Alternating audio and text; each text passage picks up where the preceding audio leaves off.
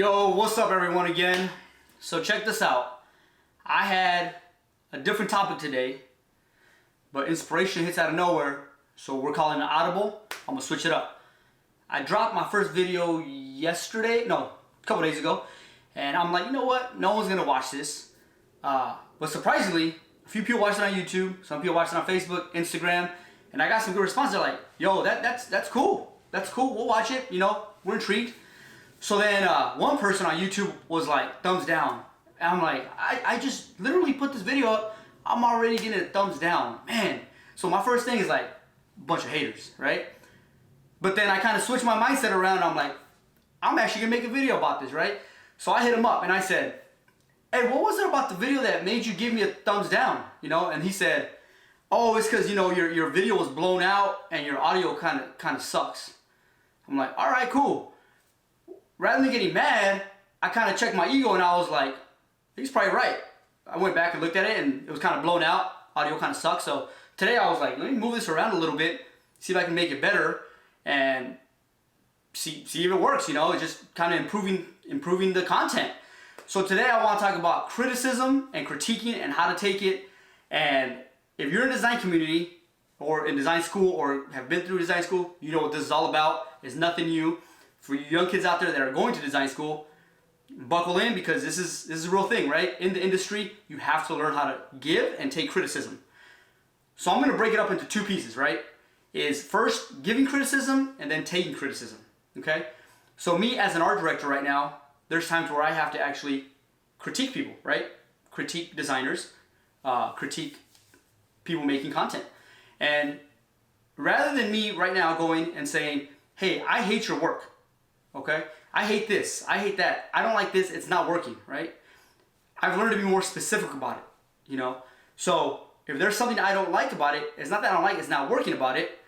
The color's not working, the typography is not working, the layout's not working. It's not working because actually this is going to print and it needs to be a certain way.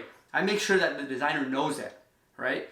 So they don't take it personal. And that's a huge thing is, number one, we said you gotta check your ego at the door. Okay, number two is your work doesn't define you as a creative. Your work does not define you as a designer. And that's kind of like the first thing I always tell my students when I used to teach is, hey, you might do bad work, but it doesn't make you a bad person. That's completely separate. And a lot of people, it's hard for designers and creatives to separate that because we put so much work into our work and so much time and effort into our work that we take it personal when someone says, I don't like this, right? So when I'm giving criticism to someone, I make sure I'm very specific about what's not working to meet our goals. Because as a designer or creative, we're not visual artists. We're not Picasso. We're not Van Gogh, right? Where there's no goal. We have a goal, right? So what's going to make us reach that goal together, right? Whether it be sell more units or get this printed or whatever.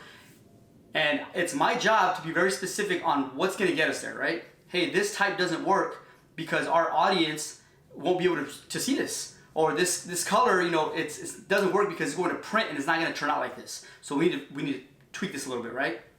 On the other hand, the designers, right? And this was me, 10 years ago, 5 years ago.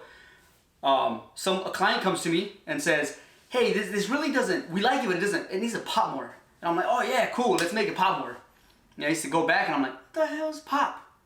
And to this day, what the hell's pop? I don't know what pop is, right? So my job as a designer that I learned is instead of going back, spending countless hours trying to make it pop and sending 15 more revisions over, is trying, and it's happened. I'll be guilty, let's keep it 100. Like, it's happened, just still sometimes I get caught up in just working that I'll go back and be like, yeah, I'll make it pop. And then I'll stop and be like, whoa, what does that mean? And I'll go back to the client. And then we'll sit down and actually talk about what is not working for them. Is it the typography? Is it the layout? Is it the color? What is it that they're hung up on that we can focus on, right? It's not the whole thing. I'm not taking it personal. But hey, what about this isn't working? And by me asking those questions as a designer, and it's my responsibility, not the client's, because we're trained to do this, is asking those questions as to what about this is not working. Oh yeah, we think the color could be a little brighter.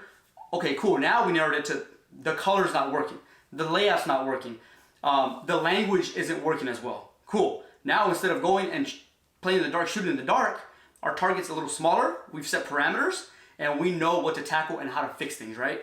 But number one is we can't have no ego, because maybe as designers, maybe we're wrong. Like the client, they're the experts sometimes on the field. Take their suggestions, ask questions. That's the biggest thing. Ask questions, right? Understand what you're doing first. And then don't take it personal. Don't take it personal. Learn how to take it. If you're in the design community, in the creative community, and you can't grow rhino skin or toughen up a little bit, it's going to be a harsh reality when you go into the industry, right? Because people aren't that nice out there. They don't know how to communicate sometimes, and it's up to you to extrapolate that knowledge that you need to create that awesome work. It's up to you to get that out, right? But if you're getting sensitive about it, find a different career, because this is what this is all about, right?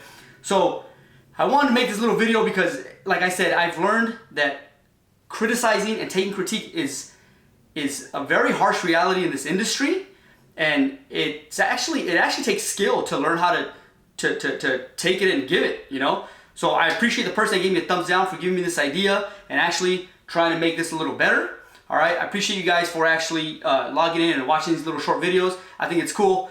Go ahead and leave a comment in the description or Facebook or wherever, just to get a dialogue going. If you've ever discovered some issues with criticism, critiques, you have some good tips and tricks on how to deal with that, or if you just want to give some advice to someone that's watching this, yeah, just get in there. Let's kind of network and chat about this and see where this goes. All right, thanks for watching. Subscribe, like it, share it, everything. All right, peace out.